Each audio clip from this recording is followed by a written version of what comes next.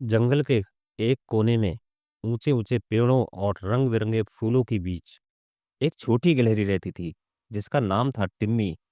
टिम्मी एक चंचल और जिज्ञासु गिलहरी थी जिसे नई नई चीजें जानने और तलाशने में मजा आता था।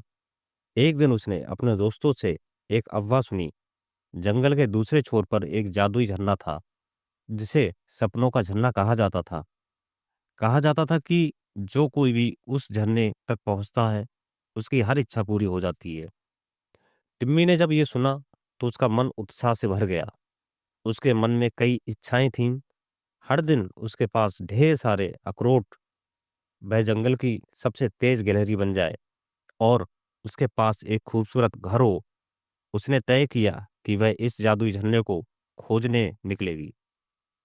टिम्मी ने अपने दोस्तों से कहा, मैं सपनों का झरना देखने जा रही हूँ। मैं वहां पहुंचकर अपनी सारी इच्छाएं पूरी कर लूंगी। उसके दोस्तों ने उसे सावधान किया, ये सफर आसान नहीं है टिम्मी। वहां तक पहुंचने के लिए जंगल के कई खतरनाक हिस्सों से गुजरना पड़ेगा। लेकिन टिम्मी ने उनकी बातों को हल्के में लिया।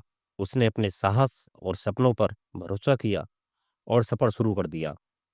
पहले दिन टिम्मी ने एक हरे भरे मैदान को पार किया। वहां उसने रंग बिरंगी तितलियों के झुंड देखे और पक्षियों की मधुर आवाज सुनी। उसे लगा कि ये सफर आसान होगा, लेकिन जैसे जैसे वह आगे बढ़ी रास्ता कठिन होने लगा। जल्द ही टिम्मी को एक चौड़ी और तेज बहती नदी मिली। नदी पार करना उसके लिए बहुत मुश्किल था। तभी वहां एक ऊद बिलाव आया जिसने टिम्मी से पूछा, तुम इतनी परेशान क्यों हो छोटी गिलहरी?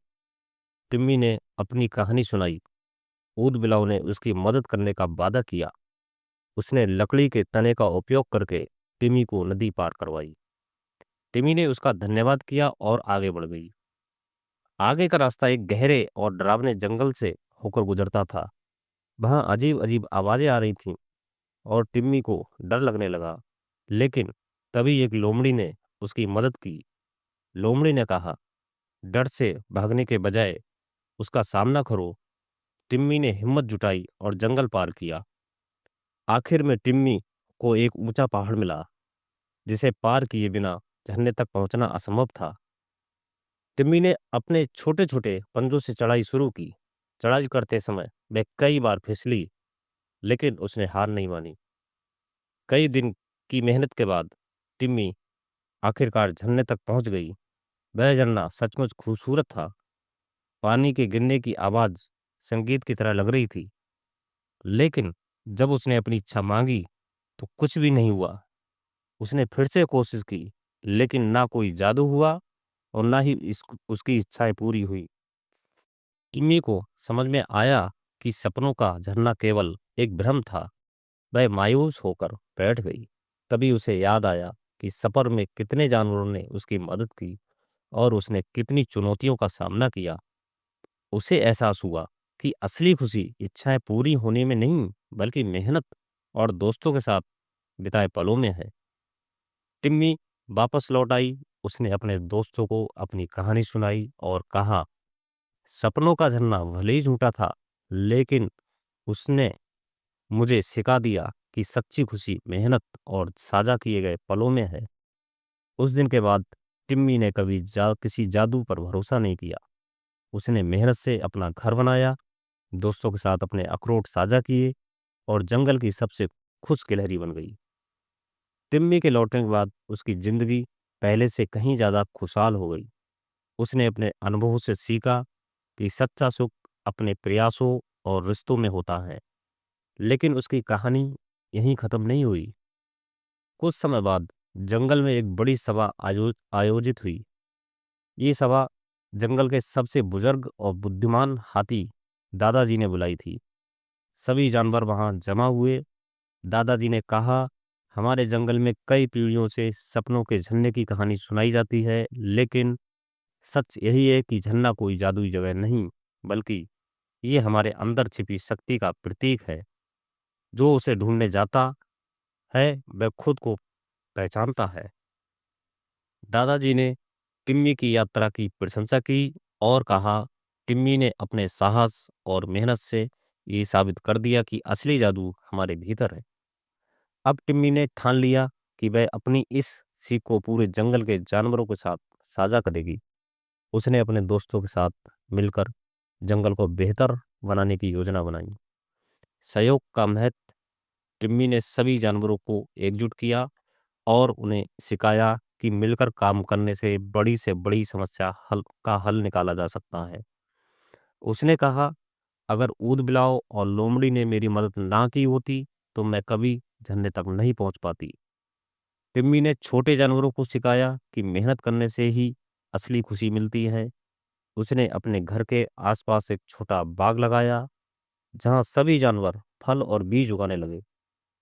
टिम्मी ने जंगल में एक जगह बनाई जहां सभी जानवर अपने सपनों के बारे में चर्चा कर सकते थे। वह कहती, अपने सपनों को पूरा करने के लिए हमें खुद मेहनत करनी होगी। जादुई झन्ने जैसी कहानियां हमें सिर्फ प्रेरणा देती हैं। एक दिन दादाजी ने टिम्मी को बुलाया और कहा, टिम्मी, तुम्हारी कहानी ने पूरे जंगल को बदल दिया है, लेकिन क्या तुम जानना चाहोगी कि झरने की कहानी वास्तव में क्यों बनाई गई थी? टिम्मी ने उत्सुकता से सिर हिलाया। दादाजी ने समझाया, बहुत साल पहले ये झरना असली था, लेकिन इसका जादू इच्छाएं पूरी करने में नहीं था, बल्कि ये जानवरों को अपनी आत्मशक्ति पहचानने की प्रेरणा देता था। धीरे धीरे इस झरने का पानी सूख गया, लेकिन हमने उसकी कहानी को जिंदा रखा ताकि जानवर अपनी ताकत खुद पहचाने। दादाजी की बात सुनकर टिम्मी को लगा कि उसकी यात्रा अभी खत्म नहीं हुई है। उसने तय किया कि वह झरने के पुराने स्रोत को खोजेगी और उसे फिर से जीवित करने की कोशिश करेगी। उसने अपने दोस्तों से मदद मांगी और सबने मिलकर इस अभियान में उसका साथ दिया। टिम्मी और उसके दोस्तों ने झरने के आसपास की जगह को साफ किया, पानी के पुराने रास्तों को खोजा और नए पौधे लगाए। कई हफ्तों की मेहनत के बाद झरने में फिर से पानी बहने लगा। जब पानी की पहली धारा गिरी तो सबने खुशी से तालियां बजाईं। अब झरना जादुई तो नहीं था, लेकिन जंगल के जानवरों के लिए प्रेरणा का प्रतीक बन गया। दादाजी ने घोषणा की, झरना अब हमें सिखाएगा कि मेहनत, दोस्ती और सामूहिक प्रयास से हम अपने सपने सच कर सकते हैं। टिम्मी की इस यात्रा ने उसे न केवल जंगल में सबसे प्रिय गिलहरी बना दिया, बल्कि उसने ये भी सिखा दिया कि असली जादू हमारी मेहनत और सोच में होता है। टिम्मी की दूसरी यात्रा हमें ये समझाती है कि हमारी ताकत और सामूहिक प्रयास से कुछ भी संभव है। सपनों का झरना अब हमें सिखाता है कि हर सपना हमारे साहस और मेहनत के साथ सच हो सकता है।